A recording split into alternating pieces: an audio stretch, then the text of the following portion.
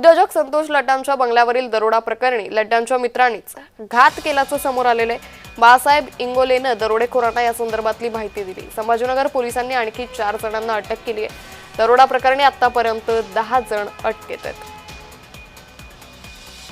त्यामुळे लड्डांच्या प्रकरणी आता मोठी बातमी सध्या समोर येते। उद्योजक संतोष लड्डांच्या बंगल्यावरील दरोडा प्रकरणी लड्डांच्या मित्रांनीच त्यांचा घात केल्याची माहिती समोर आलेली आहे। बाळासाहेब इंगोलेनं दरोडेखोरांना माहिती दिली होती। छत्रपती संभाजीनगर पोलिसांनी आणखी 4 जणांना या पार्श्वभूमीवर अटक केलेली आहे। तर दरोडा प्रकरणी आतापर्यंत 10 जण अटकेत असल्याची माहिती देखील सध्या समोर येते।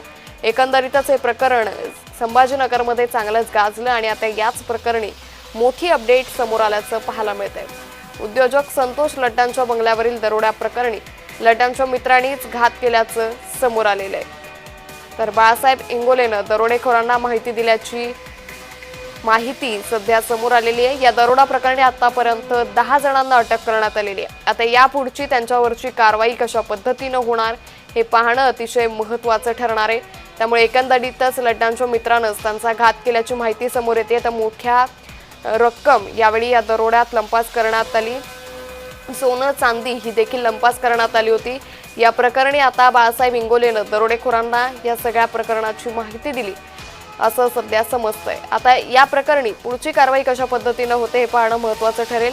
आता आणखी 4 जणांना या पार्श्वभूमीवर अटक करण्यात आल्याची माहिती सध्या समोर आलेली आहे। तर आतापर्यंत या दरोडा प्रकरणी 10 जणांना अटक करण्यात आलेली आहे।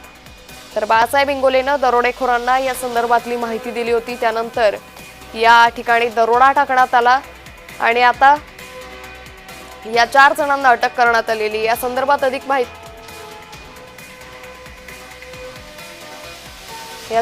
अधिक माहिती घेऊयात आमचे प्रतिनिधी विजय चिडे यांच्याकडून। विजय, संभाजीनगरच्या संतोष लड्डांच्या बंगल्यावरील दरोडा प्रकरणी आणखी 4 जणांना अटक झाली। अपडेट नक्कीच अंकिता, जर पाहिलं ही महत्वाची अपडेट म्हणावं लागेल, कारण छत्रपती संभाजीनगरच्या वाळूज परिसरामध्ये असणारे उद्योजक संतोष लड्डा यांच्या घरावरती मोठा दरोडा जो आहे तो पडला होता। यामध्ये 5.5 किलो सोनं आणि 32 किलो चांदी जी आहे ती चोरीला गेली होती।